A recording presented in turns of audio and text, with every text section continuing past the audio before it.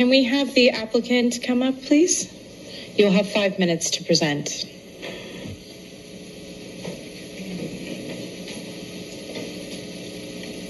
My name is Patric Kennedy. I'm the developer of the project. This is Mark Loper, our attorney. I think, as you know, I've been developing in Berkeley for 35 years, and I have never been more bullish about the prospects for downtown Berkeley and Berkeley generally. I'm very encouraged by the emphasis on housing in the current council and on business development throughout the city.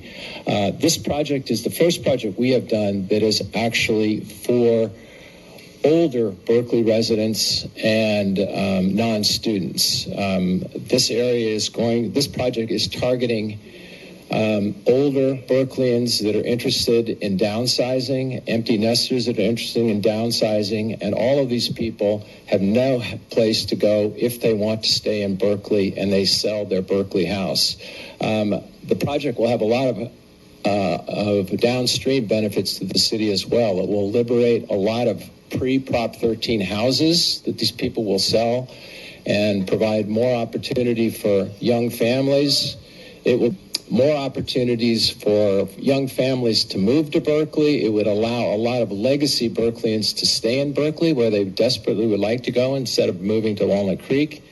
And it would generate a huge amount of additional taxable property in the neighborhood of around $100 million to the city of Berkeley. And that's apart from the additional taxes that would be generated by turning these houses over. So it would also provide a lot more patrons to the arts and businesses downtown that sorely need new patronage other than students. So I encourage you to deny the appeal and approve the project. Here's our lawyer that will address the legal issues, Mark Loper. Thank you.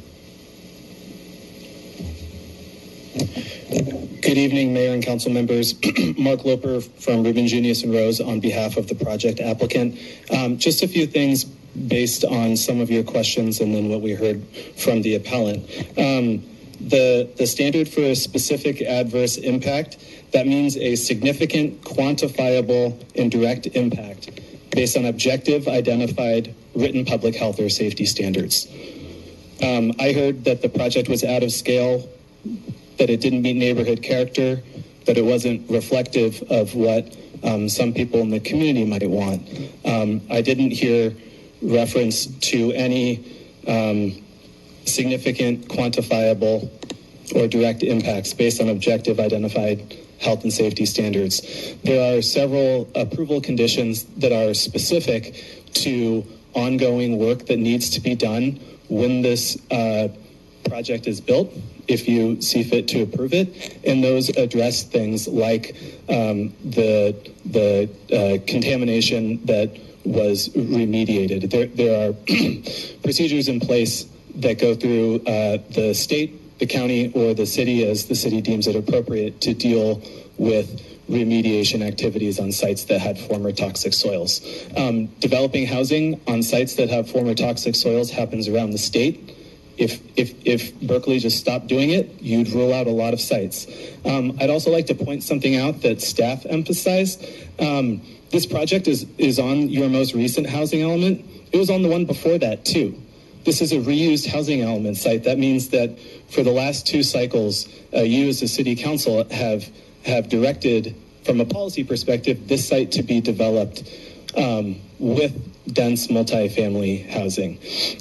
The project does use the density bonus law. There are only 2 concessions that we've asked for. We can get into why. Our architect is here also to help walk through how the project goes from the base to the density. I'm sure that many of you know things like height, setbacks, parking location. Those are very common issues that are addressed using the state law.